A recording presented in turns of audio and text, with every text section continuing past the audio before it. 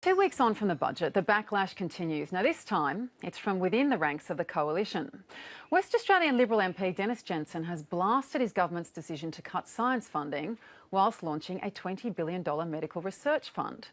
The former CSIRO scientist says the government is lacking a cohesive approach to science policy. With the government copping flack from all sides, you'd think they could count on a bit of love and support from their own backbench, right?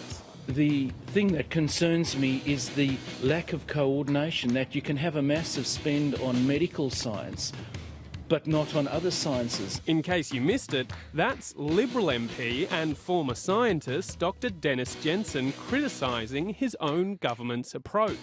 I'm worried about the future of science, quite frankly. Science, science, science is golden. Science, science, science is golden. When it comes to research and investment, governments are notoriously bad at picking winners, but the federal budget does just that.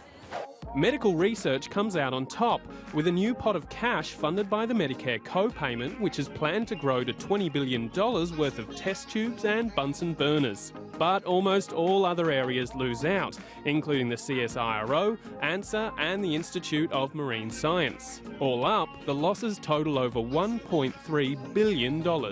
Given that by 2050 in our country, there will be thousands of Australians each week who are diagnosed with Alzheimer's or dementia or diseases of the brain otherwise, that it's incumbent upon us to enhance the medical research investment of $800 or $900 million a year that we make now.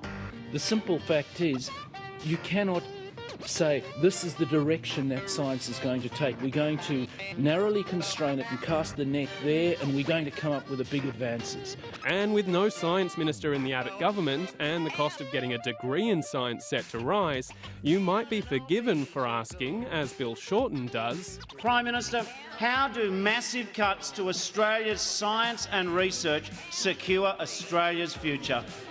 The Leader of the Opposition thinks that if Labor cuts the CSIRO, that's a great thing for our country, but for some reason, a similar action from this government is somehow wrong. It goes science. Yes, science is amazing, but not to me though, because I'm sick of waiting.